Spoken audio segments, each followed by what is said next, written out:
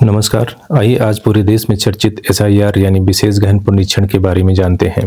SIR यानी special intensive revision यानी विशेष गहन पुनरीक्षण एक अनूठी मतदाता सूची सत्यापन प्रक्रिया है, जिसके द्वारा सुनिश्चित किया जाता है कि कोई भी पात्र नागरिक मतदान करने से वंचित न रहे और कोई अपात्र मतदान की प्रक्रिया में शामिल होकर निर्वाचन की शुचिता को प्रभावित न कर सके।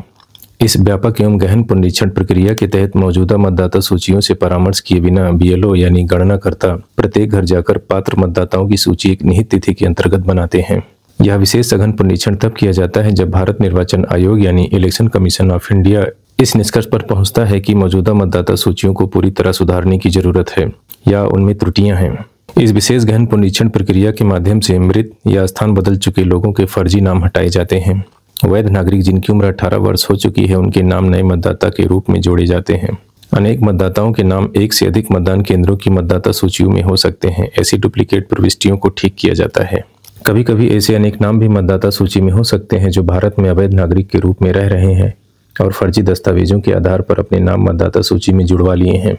ऐसे अवैध लोगों का नाम विशेष गहन पुनरीक्षण प्रक्रिया के द्वारा हटाया जाता है। एसआईआर की प्रक्रिया के लिए 2003 की मतदाता सूची में आपका नाम होना आवश्यक है। यदि आप 2003 के बाद मतदाता बने हैं या किसी कारणवश आपका नाम 2003 की मतदाता सूची में नहीं है तो आपके माता पिता या दादा दादी में से किसी का नाम होना आवश्यक है। विशेष सघन पुनरीक्षण प्रक्रिया में आवेदक द्वारा स्वयं पिता और माता के लिए अलग अलग स्वप्रमाणित दस्तावेज प्रस्तुत किए जाते हैं। इन दस्तावेजों में केंद्र एवं राज्य सरकारों द्वारा नियमित कर्मचारियों एवं पेंशन भोगियों की पहचान पत्र और पेंशन पे ऑर्डर या 1 जुलाई 1987 से पहले सरकार, स्थानीय प्राधिकरण, डाकघर, बैंक, एलआईसी एवं पीएसयू द्वारा जारी कोई भी पहचान व प्रमाण पत्र, जन्म प्रमाण पत्र, पासपोर्ट, शिक्षा बोर्ड द्वारा जारी मैट्रिक परीक्षा प्रमाण पत्र, जाति प्रमाण पत्र, अस्थायी निवास प्रमाण पत्र, वन अधिकार प्रमाण पत्र, राष्ट्रीय नागरिक रजिस्टर, राज्य या स्थानीय प्राधिकारियों द्वारा तैयार किया गया परिवार रजिस्टर या सरकार द्वारा जारी कोई भी भूमि या मकान आवंटन प्रमाण पत्र, आधार कार्ड में से कोई एक होना चाहिए।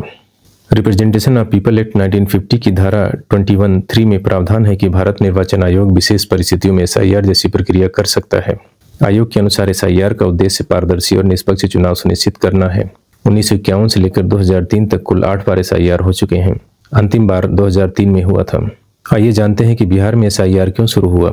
बिहार में अक्सर लंबे समय से शिकायत हो रही थी कि मतदाता सूची में बड़ी संख्या में मृतक हो चुके लोगों के नाम बने हुए हैं और राज्य के अंदर और बाहर बड़े पैमाने पर आंतरिक और बाह्य प्रवास के कारण लोग अपनी जगह बदल चुके हैं एवं कई डुप्लीकेट और फर्जी प्रविष्टियां दर्ज हैं।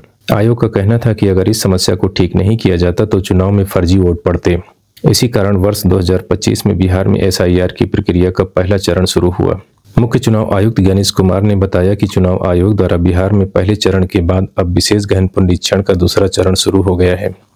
विशेष गहन पुनरीक्षण का यह दूसरा चरण 4 नवंबर से 4 दिसंबर तक चलेगा।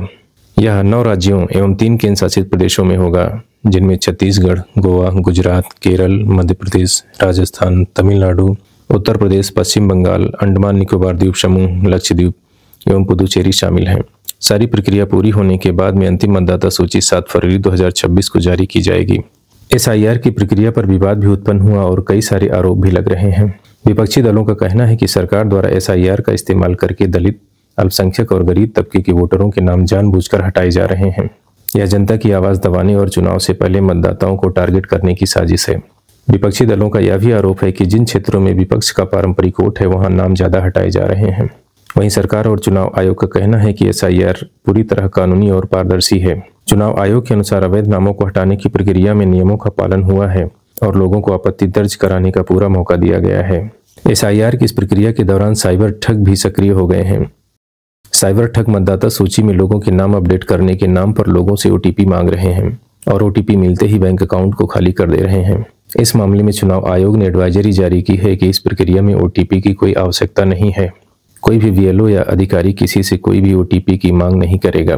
अगर कोई ओटीपी मांगता है तो इलेक्शन कमीशन ऑफ इंडिया की साइबर सेल को तुरंत शिकायत करें।